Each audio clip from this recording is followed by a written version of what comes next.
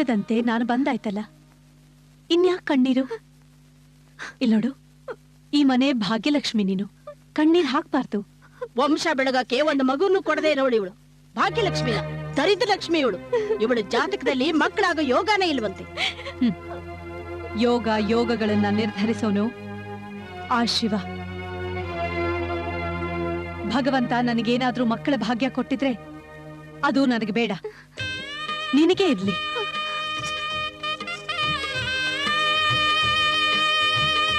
ತಗೊಳಮ್ಮ, ನಿನ್ನ ವಂಶ ಉದ್ಧಾರವಾಗ್ಲಿ.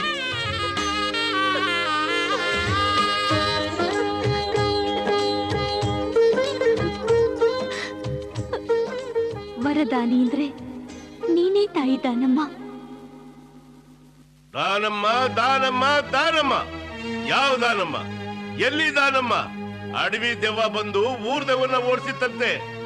ಯಾವ್ದಿಕ್ಕೋ ಯಾವ ದೆಸೆನೋ ಅಂತ ಒಂದು ಹೆಂಗಸು 10-20 ಜನ ದಂಡ ಪಿಂಡಗಳನ್ನ ಕಟ್ಕೊಂಡು ಚೋರು ಪಾರು ಮಾಟ ಮಂತ್ರ ಮಾಡ್ತಾ ನಾನೇ ಪಾರ್ವತಿ ಅಪರಾವತಾರ ಅಂತ ಹೇಳ್ಕೊಂಡು ಹಿಂಬಾಲಕರ ಕೈಯಿಂದ ಡಂಗೂರ ಹೊಡೆಸ್ಕೊಂಡು ಊರೂರ್ ಸುತ್ತರೆಲ್ಲ ದೇವರಾಗದಿಲ್ರಲೇ. ಓಹೋ, ಅವಳು ಬರ್ತಾಳೆ ಅಂತಾನೆ ಬೆಳಗಿಂದ ನೀವು ಶಿಸ್ತಿನ ಸಿಪಾಯಿ ತರ ಕಾಯ್ತಾ ಇದ್ದೀರಾ? ನಿಮ್ಗೇನು ಮಾಡೋದಕ್ಕೆ ಬೇರೆ ಬದುಕಿಲ್ವಾ? ಹೋಗ ಕೆಲ್ಸ ನೋಡೋಗಿ. ತಮ್ಮಣ್ಣ, ಏನು ನಿನಗ್ ಬೇಡವಾದ್ರೆ ನೀನ್ ಸುಮ್ಮನಿರು. ಬೇರೆಯವ್ರ ನಂಬಿಕೆ ಮೇಲೆ ನಿನ್ನ ಅಧಿಕಾರ ಬೇಡ. ಹಾಗೆಲ್ಲ ನಾಸ್ತಿಕನಾಗಿ ಮಾತಾಡಬಾರ್ದು. ಏನ್ರಿ ಧರ್ಮಯ್ಯ, ನನಗೆ ನೀತಿ ಪಾಠ ಹೇಳಕ್ ಬರ್ತಾ ಇದ್ದೀರಾ ನೀವು? ರೇ, ನಾನು ನಾಸ್ತಿಕ ಏನ್ರಿ? ಭೇಷ್, ಬಹಳ ಚೆನ್ನಾಗಿ ಹೇಳಿದ್ರಿ.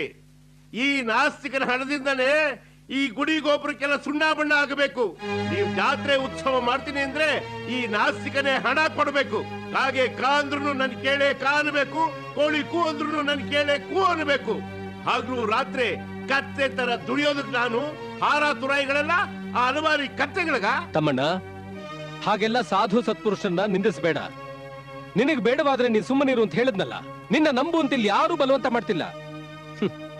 ಕತ್ಲೆಯಲ್ಲಿರೋರ್ಗೆ ಏನ್ ಗೊತ್ತಾಗತ್ತೆ ಬೆಳಕಿನ ಮಹಿಮೆ?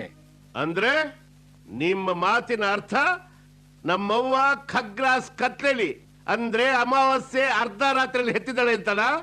ಅಲ್ರಿ, ಅಲ್ಲ, ಮಠ ಮಧ್ಯಾಹ್ನ ಉರಿ ಬಿಸಿಲಿನಲ್ಲಿ ನನ್ನ ಹೆತ್ತಿದಾಳೆ. ಬೆಳಕಿನ ಬಗ್ಗೆ ನೀವು ನನಗ್ ಪಾಠ ಮಾಡ್ಬೇಡ್ರಿ. ರೀ ತಿಮ್ಮಣ್ಣ, ನಿಮ್ಮನ್ನ ಕೇಳಿ ಕಾ ಅನ್ನೋ ಕಾಗೇನೆ ನಿಮ್ ಬೆನ್ ಮೇಲೆ ಹೇಸಿಯ ಮಾಡಕ್ ನೋಡ್ಕೊಳ್ರಿ.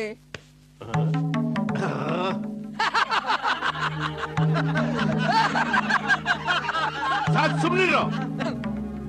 ನೋಡಿದ್ರ ತಮ್ಮಣ್ಣ, ನಮ್ಮ ಬೆನ್ ಹಿಂದೆ ಬಂಗಾರ ಇದೆಯೋ ಮಣ್ಣಿದೆಯೋ ಅಂತ ತಿಳ್ಕೊಳ್ಳೋ ಶಕ್ತಿ ನಮ್ಮ ನಿಮ್ಮಂಥವ್ರಿಗಿಲ್ಲ. ಇನ್ನ ಬೂದಿ ಮುಚ್ಚಿದ ಕೆಂಡದಂತಿರೋ ಸತ್ಯ ಶರಣರ ಪರೀಕ್ಷೆ ನಮಗೆ ಯಾಕೆ ಹೇಳಿ? ಸುಮ್ನೆ ದಾನಮ್ಮ ತಾಯಿಗೆ ಶರಣಾಗಿ ಕ್ಷಮೆ ಕೇಳಿ. ಆಹಾ, ಬಾಪ ಧರ್ಮಪ್ಪ ಬಾ. ಎಷ್ಟು ದಿವಸದಿಂದ ಕಾದಿದ್ದಿ ಈ ವಿಷಯ ಇಕ್ಕೋದಿಕ್ಕೆ?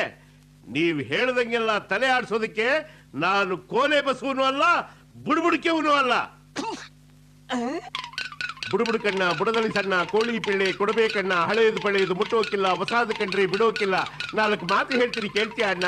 ಹಾಲಕ್ಕಿ ನುಡಿತೈತೆ, ಹಾಲಕ್ಕಿ ನುಡಿತೈತೆ, ನುಡಿತೈತೆ ನುಡಿತೈತೆ, ಹಾಲಕ್ಕಿ ನುಡಿತೈತೆ. ತಲೆಗೆ ಪೇಟ ಕಟ್ಟಿ ಬಣ್ಣದ ಸೀರೆ ಹೆಗಲ ಮೇಲೆ ಹಾಕಿದ್ರ ಹಂಗ ಕಾಣ್ತೀರಿ. ಸತ್ತು ಯಾಕಲೇ ಕಂಬಳೆ ಹುಳ, ಗಟ್ಟಿಯಾಗಿ ಹಿಂಡಿದ್ರೆ ಒಂದು ಬಗ್ಸೆ ರಕ್ತ ಬರೋದಿಲ್ಲ.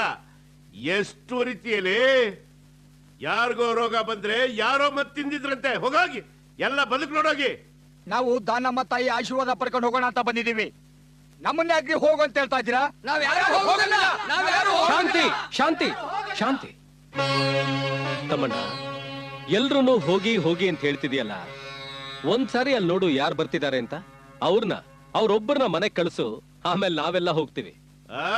ಎಲ್ರನ್ನು ಮನೆ ಕಳ್ಸೋ ಯೋಗ್ಯತೆ ಇರೋ ನನಗೆ ಒಬ್ಬರನ್ನ ಕಳ್ಸಕ್ಕಾಗಲ್ವಾ?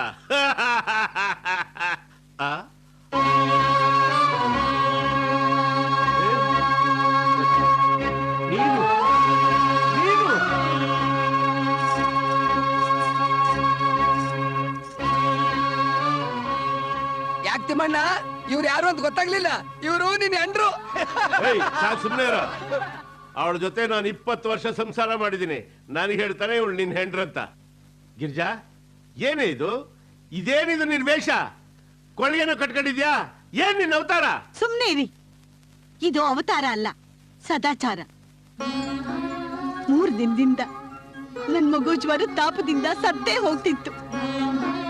ಆ ನನ್ ತಾಯಿ ದಾನಮ್ಮ ನನ್ ಮಗುನ ತನ್ ತೊಡೆ ಮೇಲೆ ಹಾಕೊಂಡು ಇಡೀ ರಾತ್ರಿ ಸೇವೆ ಮಾಡಿ ಮಗುನ ಬದುಕಿಸ್ಕೊಟ್ಟಿದ್ದಾಳೆ.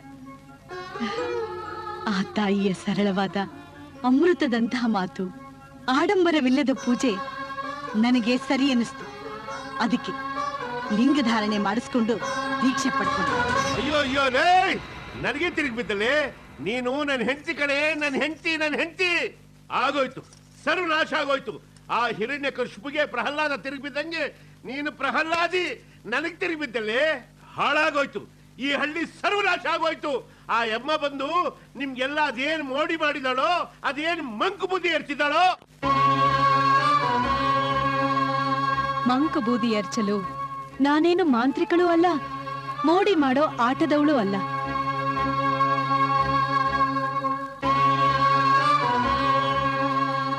ಇವರೆಲ್ಲರೂ ಸತ್ಯವನ್ನೇ ನಂಬಿದವರು. ಇವರ ನಂಬಿಕೆಯೇ ಇವರನ್ನು ಕಾಪಾಡಿದೆ ತಮ್ಮಣ್ಣ. ಬಾರವಾ ಮಹಾತಾಯಿ, ಬಾ.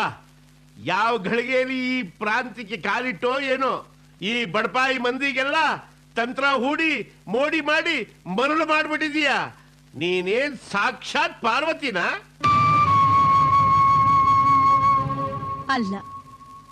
ಇಲ್ಲ ಆದಿಶಕ್ತಿನ? ಅಲ್ಲ. ಅದು ಇಲ್ಲ, ಇದು ಇಲ್ಲ. ನೀನೇನು ಉದ್ಭವ ಮೂರ್ತಿನ? ಯಾವುದೂ ಅಲ್ಲ, ನಿಮ್ಮಂತೆ ಸಾಮಾನ್ಯಳು. ಆ, ನಾನು ಸಾಮಾನ್ಯನೇ, ಆದ್ರೆ ನನಗೆ ಹಾಕಿದೆಲ್ಲ ಬರಲ್ಲ. ನನ್ನೊಳಗಿರೋ ಶಿವ ನಿಮ್ಮೊಳಗೂ ಇದ್ದಾನೆ. ನೀವು ಅವನ್ನ ಕಾಣಲು ಪ್ರಯತ್ನ ಮಾಡಿಲ್ಲ. ಪ್ರಯತ್ನಿಸಿದ್ರೆ ನಿಮಗೂ ಎಲ್ಲವೂ ಸಾಧ್ಯ. ಅಂದ್ರೆ ನಾನೊಬ್ಬ ಅಜ್ಞಾನಿ, ಅವಿವೇಕಿ, ದಾನ ಧರ್ಮ ಜಪ ತಪ ಒಂದೂ ಗೊತ್ತಿಲ್ಲದೆ ಇರೋ ಜಿಪುಣ ನನ್ನ ಮಗ.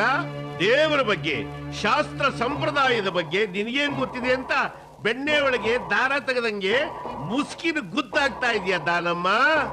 ಅಮ್ಮ ಮಹಾತಾಯಿ, ನೀನು ನಿಂತಿದೆಯಲ್ಲಮ್ಮ, ಈ ನೆಲ, ಈ ದೇವಸ್ಥಾನದ ಸುತ್ತಮುತ್ತ ಇರೋ ಜಮೀನೆಲ್ಲ ನಮ್ಮ ತಾತ ಈ ದೇವಸ್ಥಾನಕ್ಕೆ ದಾನವಾಗಿ ದೇಣಿಗೆಯಾಗಿ ಕೊಟ್ಟಂತಹ ದಾನಶೂರರ ವಂಶ ನಮ್ಮದು. ಶಿವ ಶಿವ, ಮಾಡಿದೆನೆಂಬುದು ಮನದಲ್ಲಿ ಹೊಳೆದೊಡೆ, ಏಡಿಸಿ ಕಾಡಿತ್ತು ಶಿವನ ಡಂಗೂರ.